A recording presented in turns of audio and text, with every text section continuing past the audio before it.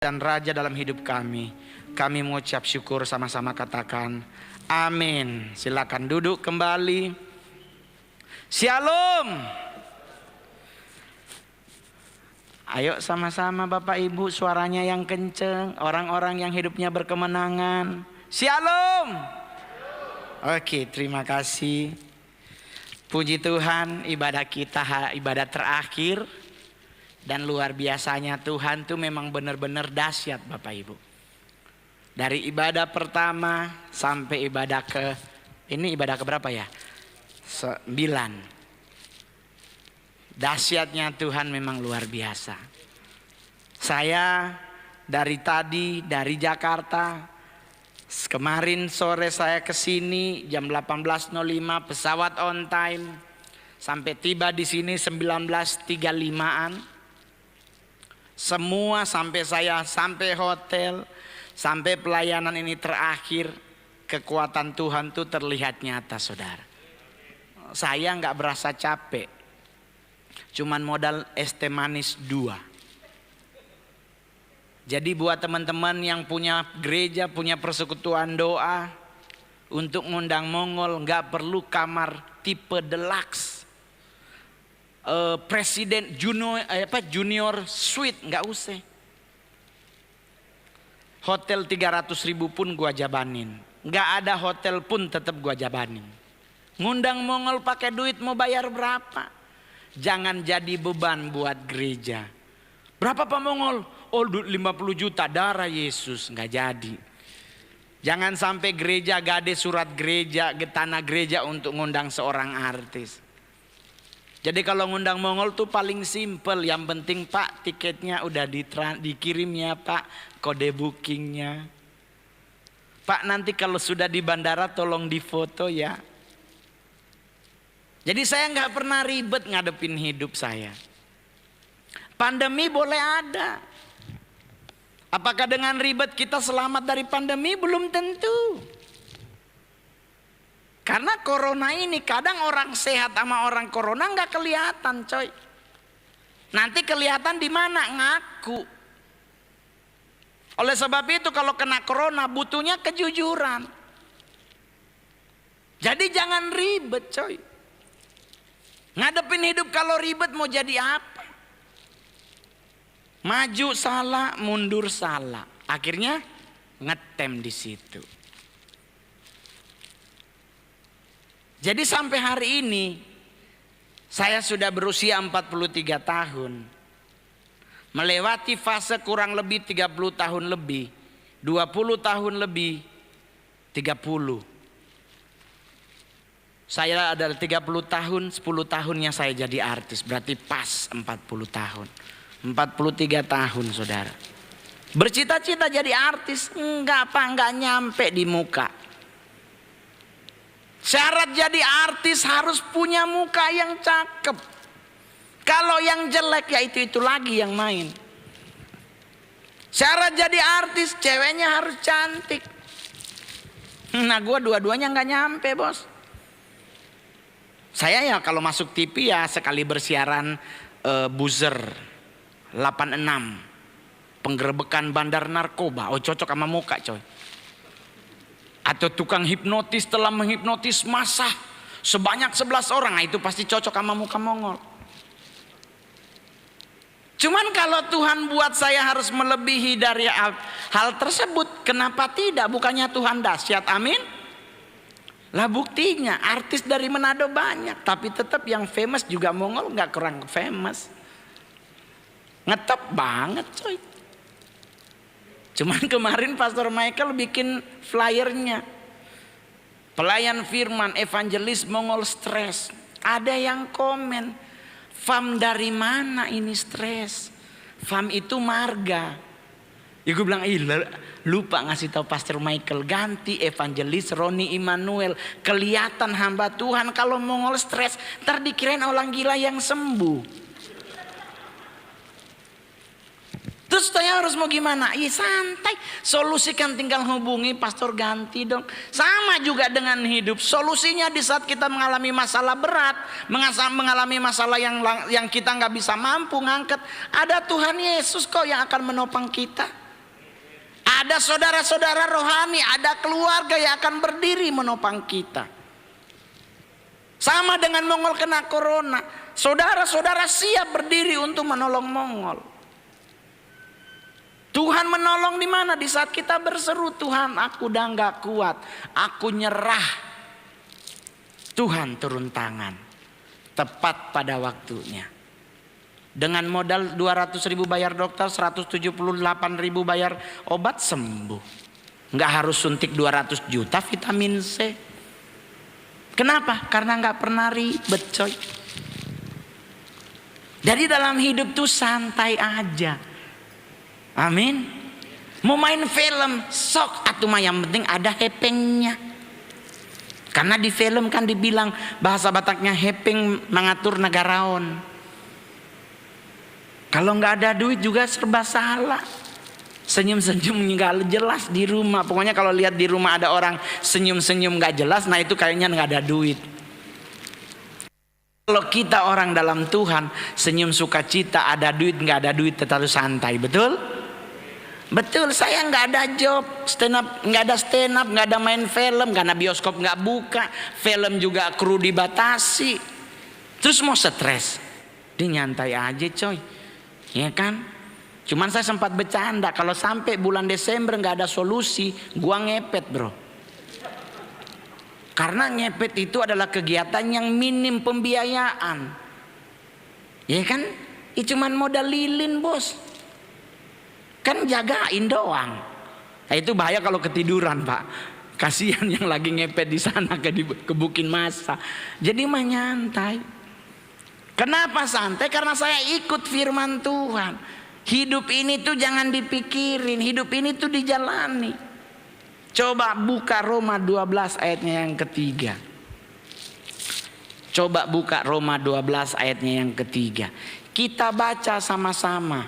Sekarang udah gak usah buka HP, LED ada. Kita coba baca sama-sama dengan suara yang nyaring. Orang-orang yang diberkati Tuhan kan gak loyo, betul?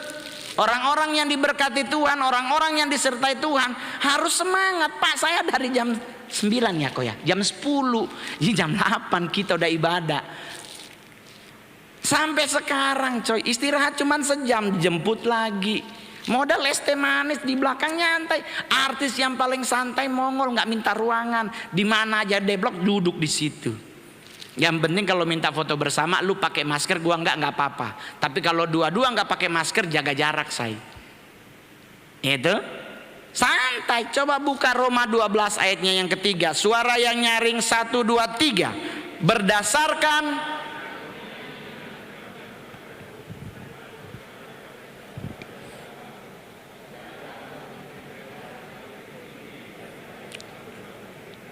tetapi hendaklah kamu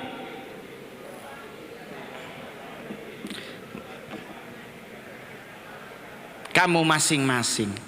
Itu Tuhan yang nyuruh coy. Jangan memikirkan hal-hal yang lebih tinggi. Jangan ketinggian ngayalnya. Jangan ketinggian mikirnya. Nggak usah ribet. Mau makan aja, yang penting Tuhan bilang jangan lupa mengucap syukur.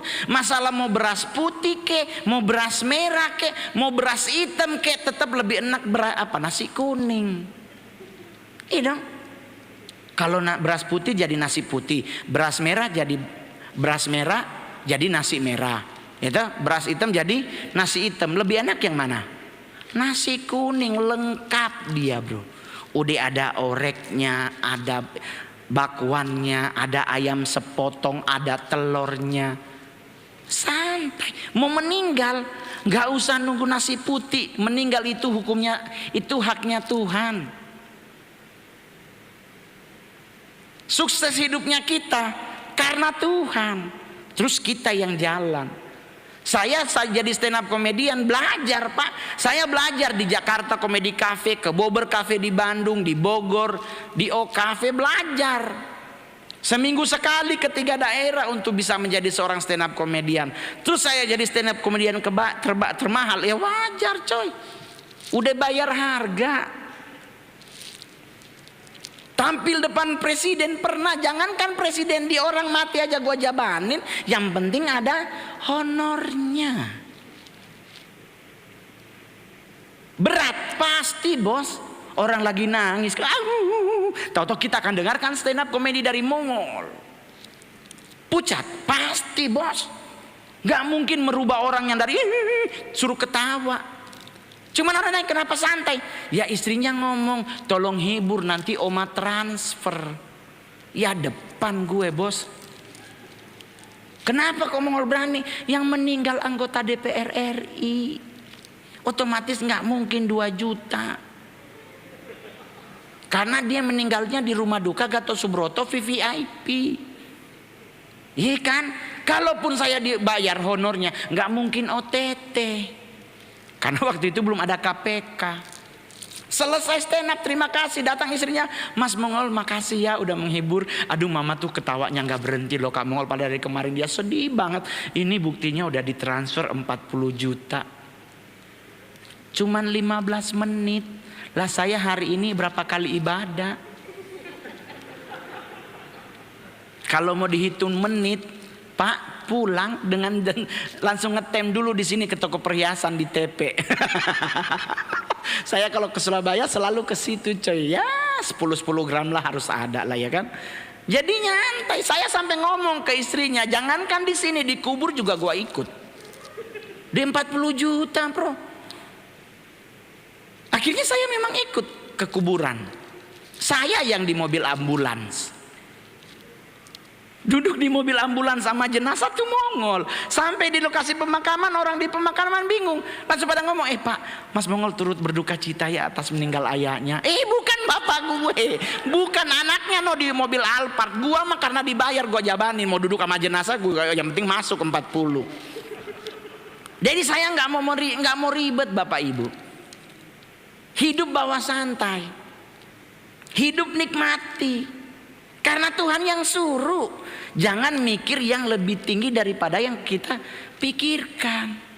Terus orang bilang, lu berarti kita nggak boleh mikir? Boleh. Tuhan nyuruh di kitab Filipi kan, pikirkan sesuatu yang manis. Ada tuh Filipi 4 ayat 8 kalau nggak salah. Coba cek. Ada di Alkitab. Tuhan suruh mikirin apa? Mikirin yang indah-indah. Nggak usah mikirin corona. Corona buat disembuhkan, bukan buat dipikirkan. Filipi 4. Ya toh, Filipi 4 ayat 8. Ini ayat yang enak. Coba baca sama-sama. 1, 2, 3. Jadi akhirnya saudara-saudara, semua yang benar, semua yang mulia, semua yang adil, semua yang suci, semua yang manis, semua yang sedap didengar, semua yang disebut kebajikan dan patut dipuji, pikirkanlah semuanya itu. Cuman disuruh pikirin yang ini, bukan pikirin corona. Corona pemerintah sudah sangat luar biasa memberi pedoman buat kita jaga jarak, pakai masker dan rajin cuci tangan. Mau minum obat sok atau obat apa aja terserah, tapi jangan fanatik. Bang Mongol, minum Linhua aja pasti sembuh. Lah ampun, di Cina aja disuruh buka Indonesia kok. Linhua pasti sembuh, pasti sembuhnya kita karena seizin Tuhan. Amin. Udah santai coy. Enggak punya pacar, cowok-cowok banyak. Kamu Mongol gila nih, pandemi gua putus loh, jomblo. Santai, berarti Tuhan mengizinkan Anda untuk menabung. Mungkin sebelumnya udah habis duluan. Sampai video call pun pakai WA, nggak bisa telepon, pulsa habis. Ini kan kadang ngirim SMS pakai kita yang bayar, tekan yes. Kadang-kadang kita di handphone iPhone tipe 12 Pro, tapi kirimnya 506, tekan yes. Kalau nggak terima tekan no.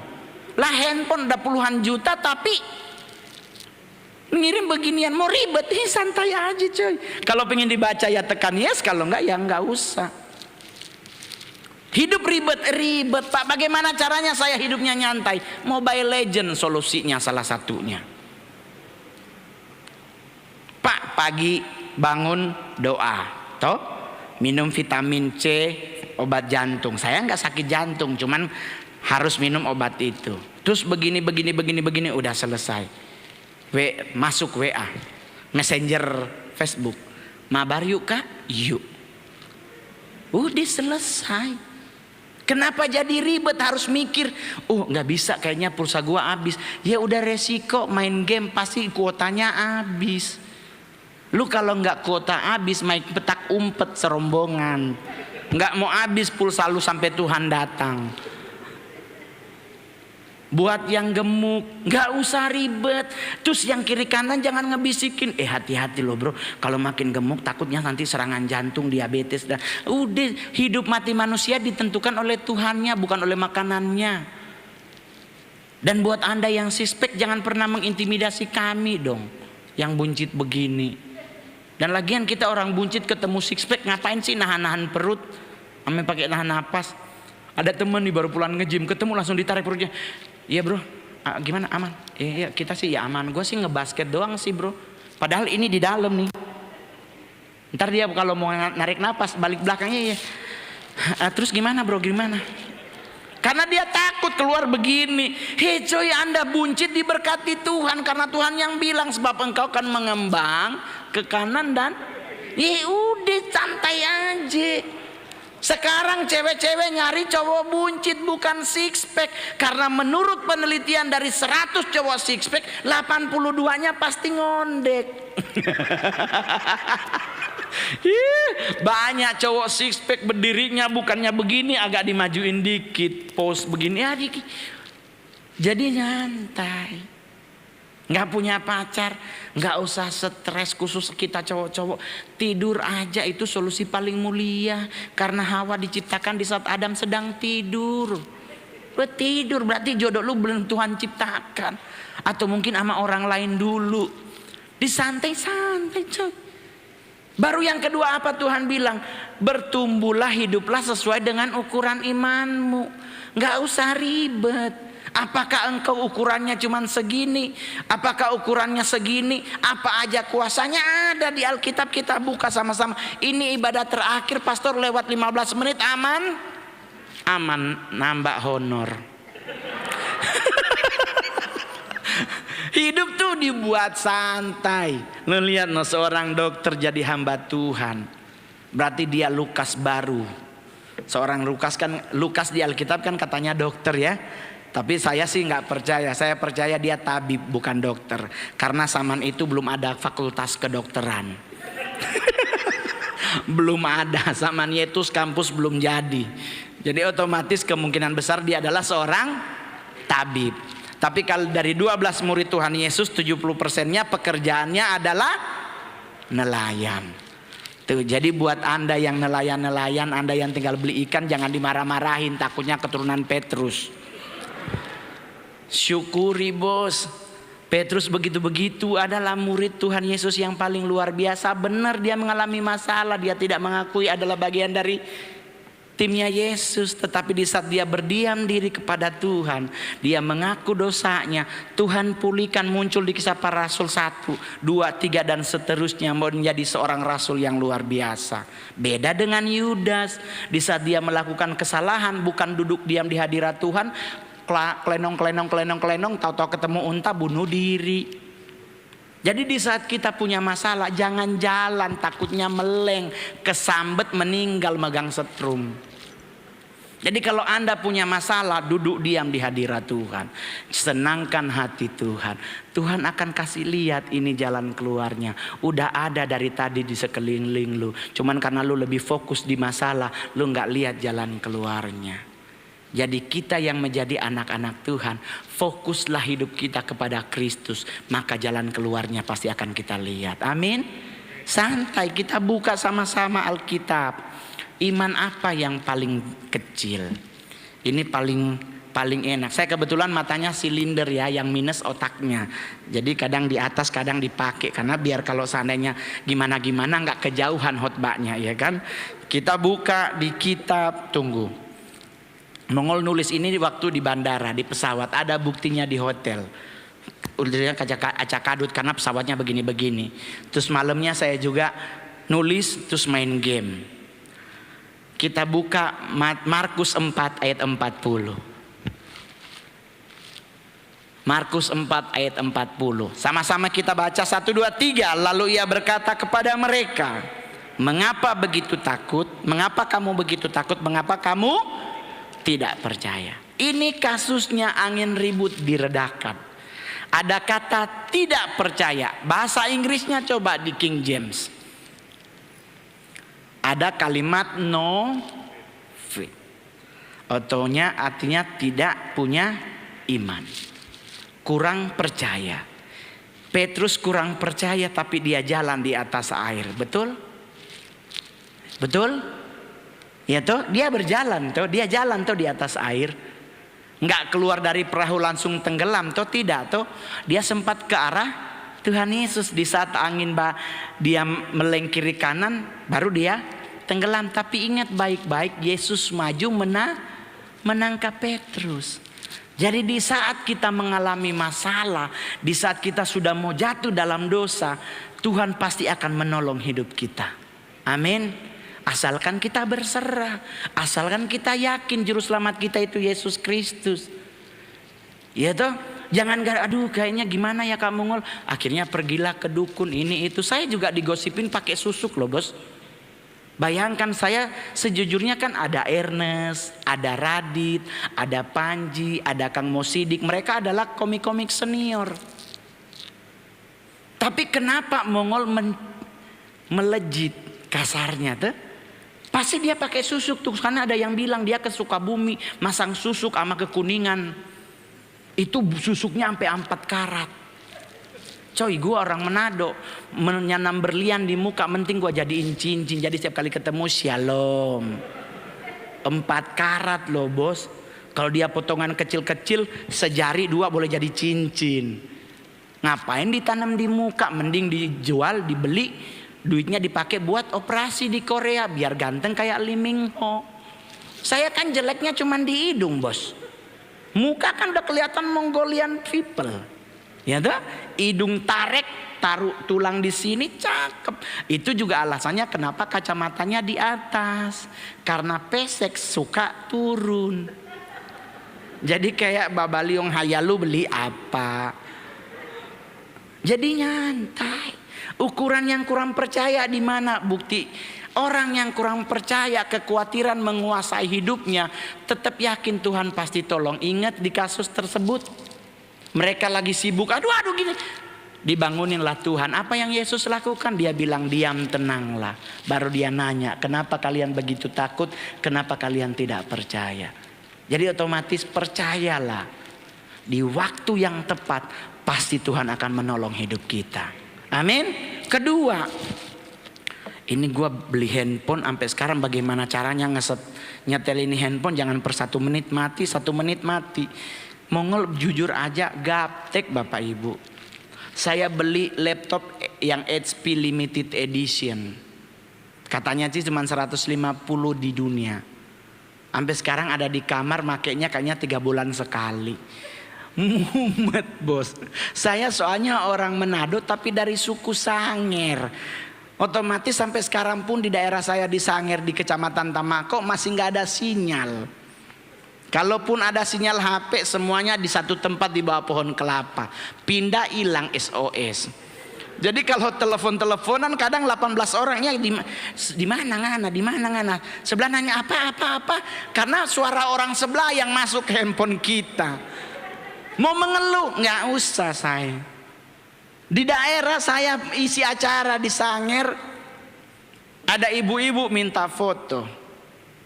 Dah 1, 2, 3. Timernya 20. Bayangkan foto timer 20. Terus Mongol bilang, Oma, foto dulu deng sablai. Jangan deng Oma Jo. Masih 19, 18, 17. Kapan kelarnya? Kapan selesainya? Ya tak? Santai. Oh santai aja. Namanya oma-oma ya biarin aja. Karena kita juga nanti jadi opa. Yang kedua, kita baca Lukas 17 ayatnya yang ke-6. Jawab Tuhan, kalau sekiranya kamu mempunyai iman sebesar biji sesawi saja, kamu dapat berkata kepada pohon ara ini, terbantunlah engkau dan tertanamlah di dalam laut, dan ia akan taat kepadamu. Iman yang pertama kurang percaya, tidak punya iman. Tetapi iman yang kedua ukurannya sebesar biji sesawi. Iman yang kecil tapi luar biasa dahsyatnya. Amin. Dia bisa suruh pohon dan pohon itu taat loh kepada kita. Jadi buat kita memiliki iman yang kurang maupun iman yang kecil, tetap dua-duanya ada kuasanya. Tergantung kita menempatkan posisi Yesus Kristus di mananya. Apa di belakang kita atau di depan kita. Tetapi orang yang bertumbuh dalam Tuhan pasti menempatkan Yesus di depannya. Karena kita sebagai domba, dia sebagai gembalanya. Amin. Ketiga sekarang. Ini iman biji sesawi, saudara. Ketiga, level iman yang besar. Di Lukas 7 ayat 9, kasus seorang prajurit perwira di Kapernaum. Ini ada ayatnya, setelah Yesus mendengar perkataan itu, ia heran akan dia, dan sambil berpaling kepada orang banyak yang mengikuti dia, ia berkata, aku berkata kepadamu, iman sebesar ini tidak pernah aku jumpai sekalipun di antara orang Israel. Apakah perwira Kapernaum orang yang dalam Tuhan? Tidak, coy. Apakah orang Kapernaum itu murid Tuhan Yesus? Tidak, sah. Tetapi dia tahu tentang juru selamat itu. Dan dia yakin pasti anak bosnya akan disembuhkan. Dia bilang, gak usah ke sana bos, di sini aja. Saya percaya kalau Tuhan bilang sembuh, pasti sembuh. Baru yang kedua di kitab Matius. Ini juga hal yang sama. Matius 15 ayat 28. Maka Yesus menjawab dan berkata kepadanya, hai ibu, besar imanmu, maka jadilah kepadamu seperti yang kau kehendaki. Dan seketika itu juga anaknya sembuh. Ada banyak di Alkitab kasus Sirofenesia. Biar bagaimanapun anjing ini makan dari remah-remah tuannya, Yesus bilang, ibu imanmu besar, maka jadilah kehendakmu. Perempuan pendarahan pun sama, mempunyai iman yang besar. Dia yakin gak usah Tuhan doakan, pegang jubahnya pasti dia sembuh. Dan apa yang terjadi? Perempuan tersebut betul-betul sembuh. Yang ketiga, keempat berarti dari no, little, great, kita ke full. Ini iman yang keempat, iman yang mana? Iman orang yang penuh dengan iman. Di Kisah Para Rasul 6 ayatnya ke-5. Ini pemilihan seorang rasul baru yang bernama Stefanus. Usul itu diterima baik oleh seluruh jemaat. Lalu mereka memilih Stefanus, seorang yang penuh iman dan Roh Kudus. Stefanus adalah seseorang yang penuh dengan iman dan dia penuh dengan Roh Kudus. Bahkan di ayatnya yang ke-8 dia bilang begini, dan Stefanus yang penuh dengan karunia dan kuasa mengadakan mujizat-mujizat dan tanda-tanda di antara orang yang banyak. Orang yang penuh dengan iman dan penuh dengan Roh pasti memiliki kuasa. Amin. Kalaupun Anda standarnya belum nyampe, santai aja. Pasti step by step Tuhan akan menyertai untuk iman kita bertumbuh dari kurang percaya menjadi iman yang kecil, punya iman yang besar, bisa penuh dengan iman, dan yang terakhir adalah iman yang sempurna. 1 Yohanes 5 ayatnya yang keempat. Sebab semua yang lahir dari Allah mengalahkan dunia, dan inilah kemenangan yang mengalahkan dunia adalah iman kita. Jadi ngadepin hidup gak usah takut. Dunia boleh bergoncang, dunia boleh apapun yang terjadi, tetapi di saat kita memiliki iman kepada Kristus, kita gak akan pernah goyah. Karena Tuhan pasti akan menopang hidup kita. Amin. Tuhan gak pernah janji toh panas terus. Tuhan gak pernah janji hujan terus. Tetapi Tuhan berjanji Dia akan menyertai sepanjang hidup kita. Amin. Kenapa harus takut terhadap Tuhan? Milikilah hati yang tetap meyakini bahwa Tuhan itu dahsyat. Saya pribadi juga mengalami. Saya tetap yakin sekalipun kadang khawatir, sekalipun kadang-kadang takut. Tetapi usahakanlah kekhawatiran dan ketakutanmu tidak menguasai hidupmu. Itulah fungsinya kita tetap beribadah. Karena di saat kita beribadah, kita mendengarkan firman Tuhan, iman kita dibangun, maka kita akan berdiri teguh.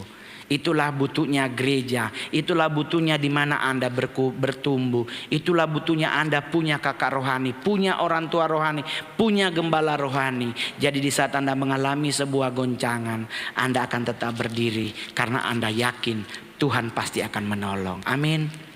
Amin. Gak usah khawatir bos, gak usah mumet. Kalaupun Anda mengalami kekhawatiran, yakinlah selama Anda ingat Tuhan itu baik, maka Anda akan bertumbuh, bangun dari kekhawatiranmu, dan Anda akan menjadi umat lebih dari pemenang. Amin. Yang jomblo santai aja, yang cantik-cantik gak usah ribet, gak usah maksa pingin putih, akhirnya make segala macam, muka putih tapi leher hitam. Jangan. Ada yang muka putih, leher udah putih, tapi kaki bekas knalpot juga nggak cocok. Lu mau pakai rok segini pendek, kalau ada hitam di sini percuma. Cowok juga begitu. Ya udah syukuri aja apa yang ada. Hidup adalah anugerah, itu lagu ya. Syukuri apa yang ada. Santai aja. Bersyukur lebih indah daripada bersungut-sungut. Amin. Saya kalau bersungut-sungut, saya boleh jujur sampai hari ini saya tidak pernah bersungut-sungut. Dari tahun 2000-an saya ke Jakarta, saya tidak pernah bersungut-sungut kepada Tuhan sekalipun saya hidup di jalanan. Saya setiap pagi jujur nangis Pak, saya pernah gak makan 9 hari. Tetapi saya percaya pasti Tuhan akan tolong hidup saya. Saya rajin Pak, taat kepada Tuhan. Dari penghasilan kerja di pinggir jalan jualan koran jam 4 sampai jam 6, jam 9 pagi kerja rumah makan Padang, terakhir kerja di pecel lele di Jalan Sunda. Saya taat kepada Tuhan, apa yang saya hasilkan saya kasih 10% buat Tuhan. Kenapa? Karena kecil, cuma 1.900.000 totalnya dikumpul. 200.000 saya kasih ke Tuhan tiap bulan. Muncul permasalahan di saat saya jadi artis, penghasilannya berubah coy. Sebulan 100 juta. Contoh 300 juta, berapa perpuluhannya? 30. Yakin bisa ngasih? Jujur-jujur aja waktu itu saya nggak, mikir loh, sampai telepon gembala sidang, Bu Gem 10 juta aja boleh. Serius, saya sampai telepon, orangnya masih hidup. Cuman ya udah harus kasih Pak Mongol. Oh ya sudah. Tapi bukan Ibu Gembala yang bilang, teman yang bilang. Ya udahlah, kasih dengan kurang semangat lagi tuh. 2 minggu nggak ke gereja, minggu ketiga ke gereja. Ibu Gembala cincinnya baru. Mumet gue nya bos. Darah Yesus, duit gue dibeliin cincin. Bapaknya berubah jam tangan jadi gece. Lagu aja masih pakai alba palsu. Dari situ saya nggak mau ke gereja. Tetapi Tuhan ingatkan buat saya, bukan soal jumlahnya yang engkau diberkati Tuhan, tapi ketaatanmu itulah yang membuat engkau diberkati. Kenapa sih harus ribet dengan perpuluhan? Tapi kan Kak Mongol, ya udah, kenapa ribet Pak? Jangan ribet. Alkitab ngomong loh di Alkitab Maliaki 3 ayat 10 bahwa perpuluhanmu ke perbendaharaan, bawa ke rumah Tuhan. Dan Alkitab bilang apa? Kalimat selanjutnya ada kata ujilah aku. Bayangkan Tuhan suruh kita uji dirinya loh. Biasanya kita yang minta Tuhan uji hidup kita. Nah sekarang justru Tuhan yang bilang ujilah aku.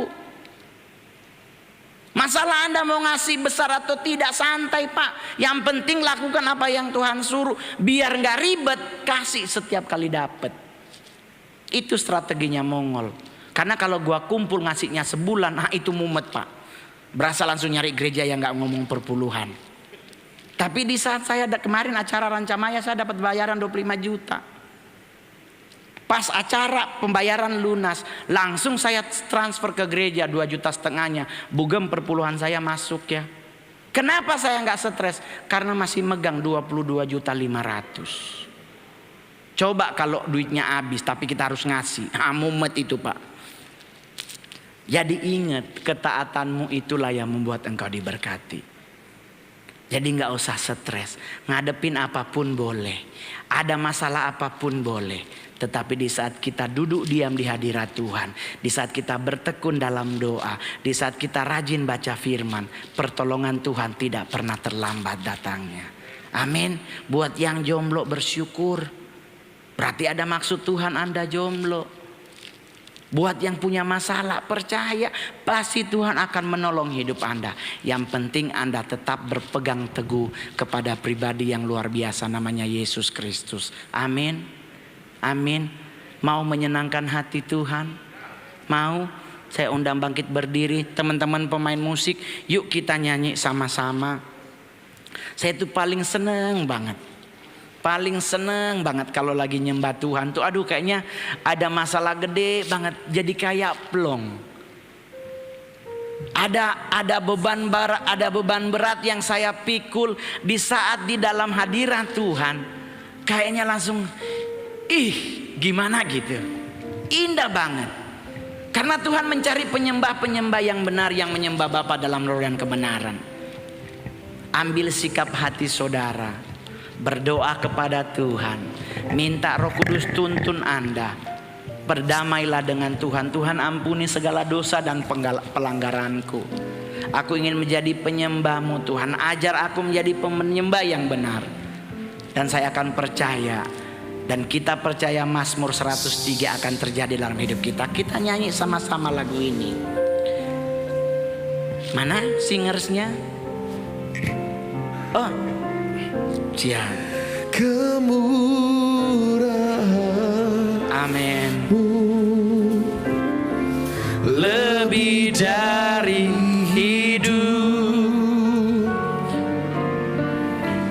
kemurahan, amin Tuhan.